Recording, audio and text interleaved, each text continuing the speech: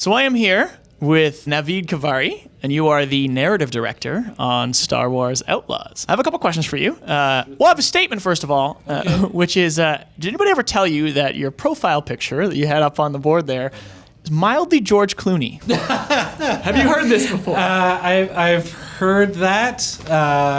I wish it was true, but there is a part of me that refuses to believe I see it. any of that. I'm going to go tell my wife that like the moment I leave this room. So I appreciate that very, very much. Of course, I'm like, man, we're joined by a true celebrity here today. Who knew? Obviously, the studio seems incredibly passionate and very excited to work on a Star Wars game specifically. And I'm curious how that feels for you. It's surreal. It truly is surreal. It is like a dream come true. To be able to work on a Star Wars game is one thing, but to also be able to craft a new story, a new angle, it's a dream come true. I'll keep coming back to that. It's just the way it is in my brain right now. There are narrative directors and writers.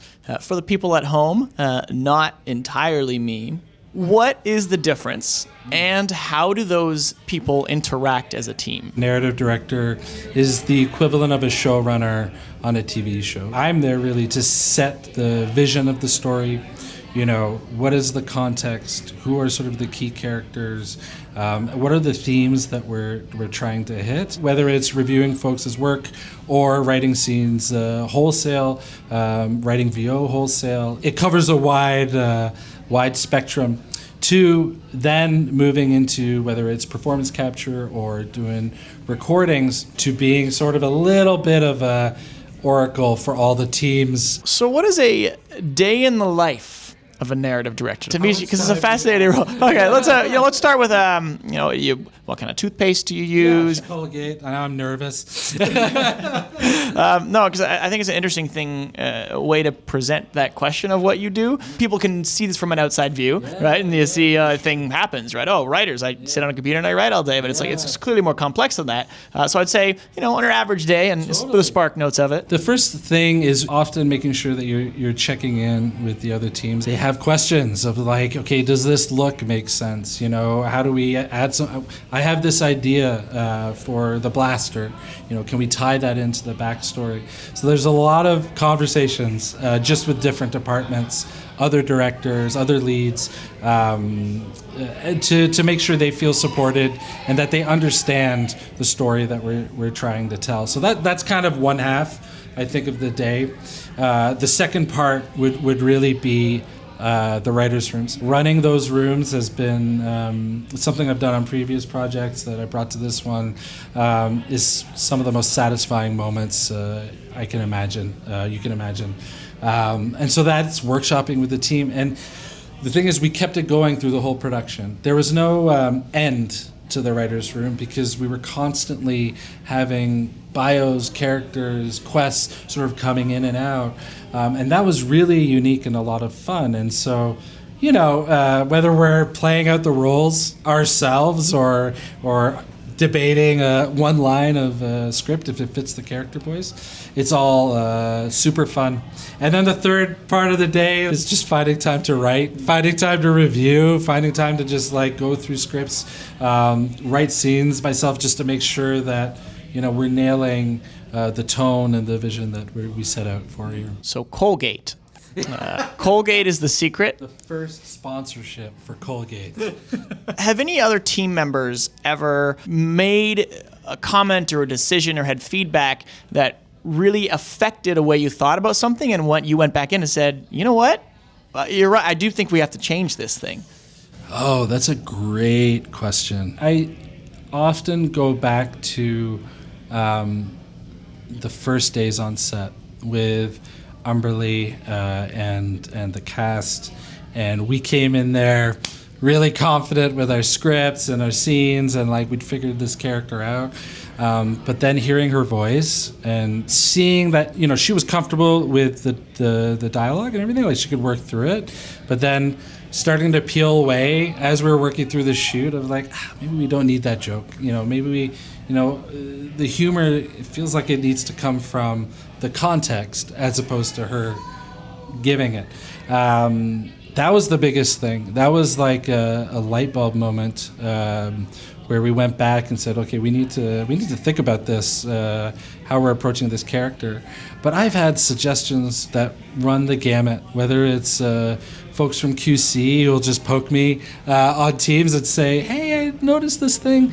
And I think it's incredibly important to listen.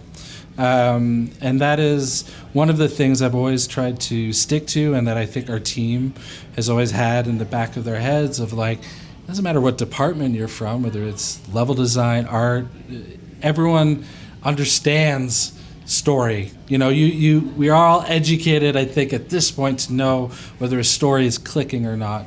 So you can't let your ego get in the way of that person's got a point. And 9 times out of 10, when you're saying, no, it's fine, don't worry about it, you'll go to bed, it'll be bouncing around in the back of your head. You'll wake up the next morning and just, damn it, they're right. Brushing your teeth. Brushing my teeth with Colgate. I gotta bleep this until they pay. A narrative director sponsoring Colgate. It'll be, I don't know how we ended up here. And then you go back to the writer's room and you say, what do you guys think? And then they're like, yeah, okay, right, let's go back. You know, so you have to keep your ears open. You really, really do. I think it's a critical part of the job. When you hit a creative wall, what is your personal trick to overcome it? Oh, that's a great question. Stop working. And that's going to sound really weird, but I'm a really big believer in sort of the subconscious working even if you're not thinking about it. So often if I hit a wall, I'll pull back, I'll do something else. It could be watching a Star Wars movie, it could be going for a walk. And usually then when I come back to my desk, it's like, oh, I was churning over this. And I think experience is knowing that it's okay to hit that wall and that sometimes you just need to take a break. When it's with the team, it's the same thing. You know, anyone who's been in a writer's room will tell you there's like hours of procrastination and then you hit what you need to hit. But that stuff is important. That stepping back from what you're doing and just bantering, talking about life, working through other problems, like moving on, your subconscious is still working. So the team will invariably come back to it. And I think, especially over the course of a project, you'll realize, okay, let's pull back, let's take a break. It's going to come to us and move on. Do you have any advice for people aspiring to attain your role?